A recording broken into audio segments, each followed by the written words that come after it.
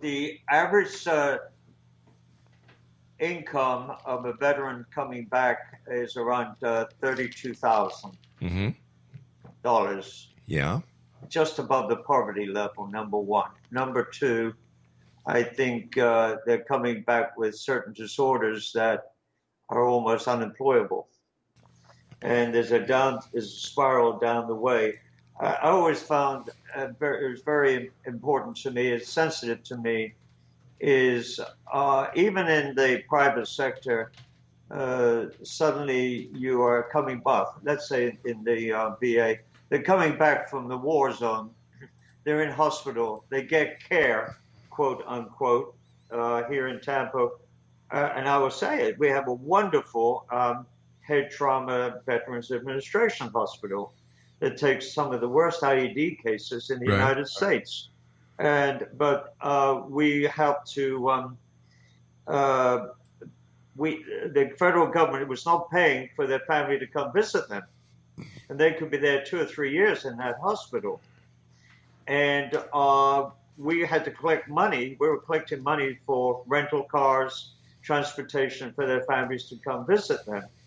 And the issue goes back many, many, many years, and it's the same thing time and time again. Unfortunately, now what has happened is our technology is not necessarily the fault of the VA, but it's our whole technology. Is that I asked somebody one day about the Vietnam veteran or the hero that came back, and he said the worst trauma those days was they would be one amputee, or we didn't have the technology to save them. Now we do.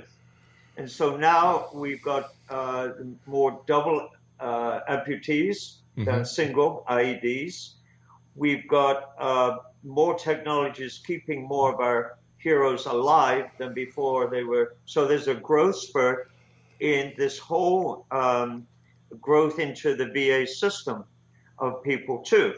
But there's no excuse for not treating them with $65 billion of medical care. All right, let's just look at, according to the United States government, the poverty level in 2014 is $23,850. If a vet is getting $32,000 or less, and they're supposed to be getting all their medical paid for because of the veterans, and they're also entitled to other perks.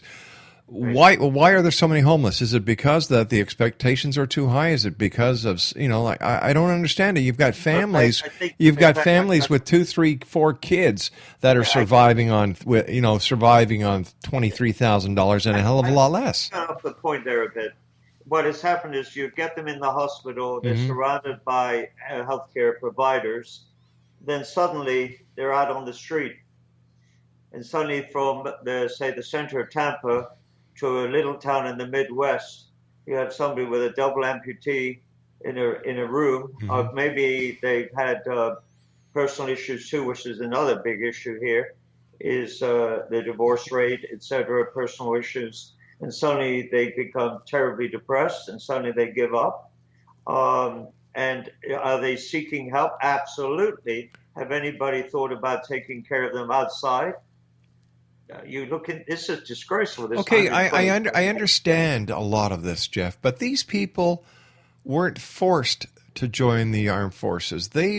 Nobody put a gun to their head. This is part of their job. This is a hazard of the job. It's no different than the police officer or the firefighter.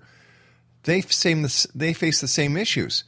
I understand that it's a little different, and there's a lot of patriotism, and there's a lot of pomp and circumstance when it comes to the members of the armed forces, and they deserve everything they get. But in the big scheme of things, what is the percentage of population that are veterans compared to the rest of the United States? What is it, 1%? Yeah, exactly. But let me ask you a question here too. All right, in Canada, how do you take care of your firefighters and police and so on? The exact same way. How good is the care in Canada for these people? Well, for one thing, here in Canada, we don't have the insurance mess that you people have down there when it comes to healthcare. Like, we've had provincial health care for years and years and years. The firefighters and the police officers are also, part of a union. There's insurance, the whole thing. So, whether you're a firefighter, whether you're a policeman, whether you're a member of the Canadian Armed Forces, whether you're a member of the Coast Guard or whatever, there's jobs. This is a risk that you take. You might be deployed. I understand where you're going with this. I got a feeling I've known you too long. Why do we have to get caught up in the bureaucracy of the federal government in terms of this health care with the VA? Why not make it part of the overall system? Well, it's very simple because national defense is part of the government. You just can't make it an independent like you can with a law enforcement agency. Like you have the DEA and the FBI. They still go under the same auspices as the military, I believe. Right. Because it's federal. But when it comes to the independent police forces like the New York City Police, Los Angeles Police, the Los Angeles Fire Department, or wherever, they have their own little crosses to bear. And I understand, but what I really don't something that really ticks me off is why, even to today, the United States of America tries to play policeman to the world when the rest of the world really doesn't want them to be policemen. Well, I would somewhat agree with you on that. Yeah. I would somewhat agree with you on that. But the point that I want to make here is this whole subject, as a consumer in the United States, a taxpayer, this is one heck of a mess. Sure it is. I mean, and it's not only in this particular. I would agree with you, and we've talked about it on many occasions about the Obamacare in the United States. We don't hear any more about it. It becomes big press. There's a big scandal over the number of people joining up. You don't hear any doctor talk good about it. You don't. It's more expensive in some cases than to find it in a private sector than go with Obamacare. So we've got a lot of issues here going on. Listen. We've got to take a commercial break with the news, Jeff. But you've got a president who breaks the law and gets away with it. Look what he did this weekend. 5 terrorists for 1 soldier. 5 terrorists released for 1 soldier. A lot of people in Washington are really ticked off at him. Yeah, today, very ticked off today. Let's talk. Also, but the point that I want to... Jeff, I'm sorry, I've got to take my commercial break. Stand by.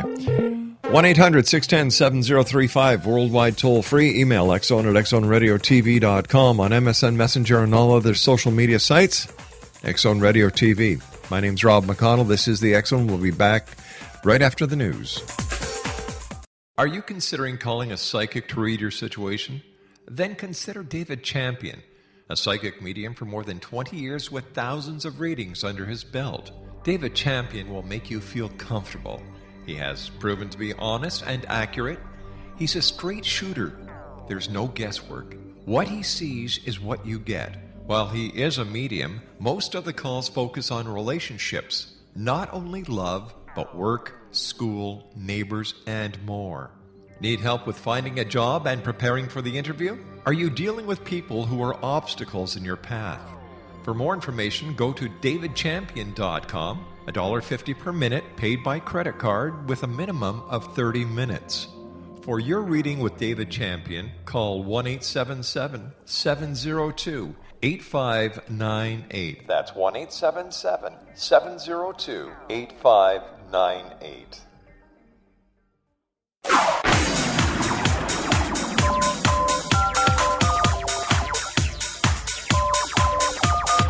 Now you can dial in to listen to the X Zone Radio Show from anywhere in the world with Rob McConnell 24/7, 365 by dialing 213-401-0080. That's 213-401-0080. If you have a mobile phone or landline, the X Zone Radio Show with Rob McConnell is now at your beck and call at 213-401-0080. That's 213-401-0080, 24/7, 24/7/365.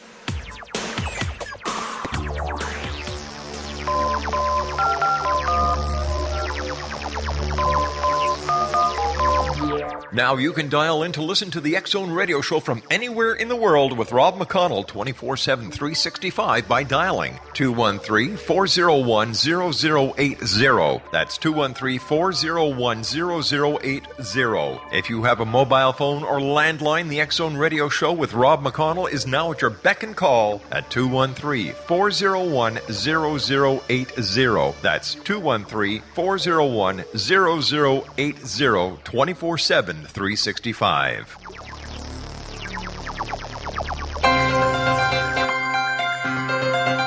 This is the X Zone Broadcast Network, broadcasting worldwide on broadcast affiliates and satellite program providers, including CNN Broadcast Network, Sirius Satellite Network, Star Media, Good News Radio Network, Angel Broadcast Network, Wiki Broadcast Network, and WPBN TV. For more information on the X Zone Broadcast Network, visit us at www.xzbn.net.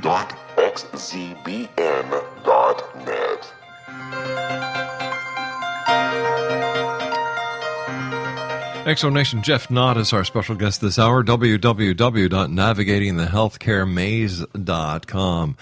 Jeff, before you and I went to the commercial break with the news at the bottom of the hour, we were just basically touching on the exchange of 5 terrorists for 1 soldier, and apparently the members of this soldier's company or platoon, they say that this guy, he walked away. There's more to this story than meets the eye. And I'll tell you something, it's going to be very interesting to see what happens. Apparently there are members of the armed forces, there are members of Congress and the Senate who want to have this into a full-blown investigation because the President of the United States, once again, broke his own laws. And as an American, Jeff, how does this make you feel? Let me go back over a number of things. It doesn't make me feel good. If you look over as an American citizen, I came from England, and I love this country. Sure. However, if you look over the last couple of years with Benghazi incident, then we look at a variety of different things that have just surfaced. And it usually surfaces first in the press. Yeah, well, that's where it is. That's where me, as a consumer, you normally will find it on the news. And then it is highlighted. How can you really believe? And then you hear the government talk about it. Who do you believe? And then you look at the debacle over Obamacare, which has gone on for 3 to 4 years, and then it's quiet again. It's gone quiet, and there's no follow-up. And and the same with the VA. This is out there, it's up front, then suddenly it will die down, and what? Where did that go? As I said earlier, who's the Secretary of Healthcare now? If you ask 100 people, you probably would get 99 who wouldn't know the answer. Secretary Burwell. Never seen her. Don't even know what she looks like. I'm a taxpayer. I want these secretaries to come out, tell us what they're doing, give us an update, be more transparent than what we've seen. Now then, all I can go to is listen to the news, and then like this thing the last few days, this fellow is supposedly, now we're hearing that there's more to it than meets the eye. He's no longer a hero. Let's wait and see what the facts come out like. But, let's take a look at the big picture here. You've got the Secretary of Healthcare who left. You've got the Secretary responsible for the Veterans Administration. He left. You've got the press secretary, Jay Carney. He's leaving. Something's going on in the administration that they don't want out, and these people are just... They're just jumping ship. Don't want to be around at the same time. But let's go back in history. Press secretaries usually jump ship before the end of the term of the presidents. Some of these people jump ship. But you don't hear, I would like to know what happens to Sebatis, what they're doing. I guarantee they've gone to the private sector, of course. It's always been in politics. It's But- jobs for the boys. But once again, it's not I, the person,